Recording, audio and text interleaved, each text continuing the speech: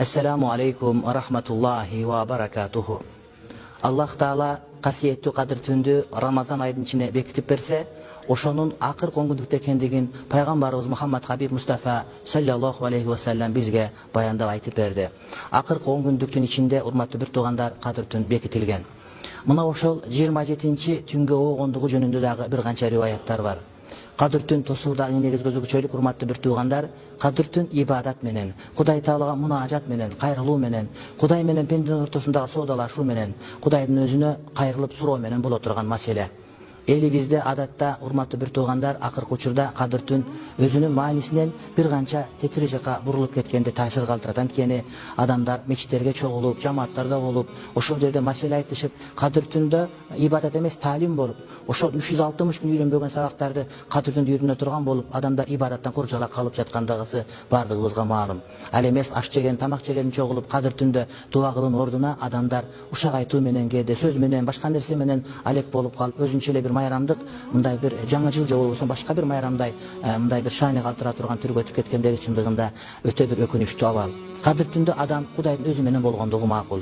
Мына быйылкы жыл жаман айтпай жакшы жок, ушул оорунун себебинен мечиттерибиз жабылып турганы менен мына ошол ар бир адам Qadr tünde үйүндө тоса турган мүмкүнчүлүк берилип турат. Чындыгында мына ушундай болуусу кажет эле.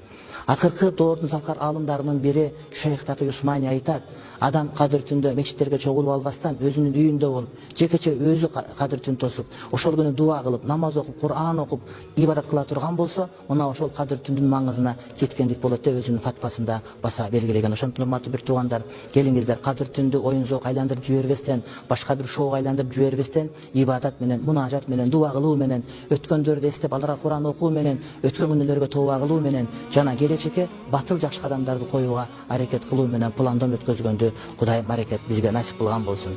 Qadr tündүн эң негизги белгилеринин бири мына ошол түндө кадимкидей урматтуу бир туугандар сакина, бул деген ушунчалык деңгээлде тынчтык, ушунчалык деңгээлде мээримдик, ушунчалык деңгээлде адамдарга кут уйгандай болуп, адамдардын бардыгы, ааламдын бардыгы бир кылка тынчып калгандай болот. Жана эртең менен күн чыкканда, күн чыгыштан кадимкидей кызарып таң атат урматтуу бир туугандар.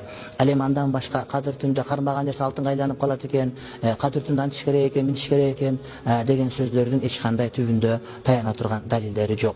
Албетте Qadr tündө эгерде карлар болсо Кур'ан окуп, тахажжуд намаздарын окуса болот. Кар эместер деле ошол кадимки нафил намаз окугандай кылып, ошол бос сүйлөгөндөн көрө нафил намаздарды кайра окуп турган болсо, мына ушул да урматтуу бир туугандар эң жакшы болуп эсептелет. Qadr tün жекеле бир түнгө байлап коебуздон, ушул Рамазандын акыркы күндөрүнө чейин бардык учурларда күн сайын туруп окуганга аракет кылыш керек. Шариятыбызда этикаф деп айтылган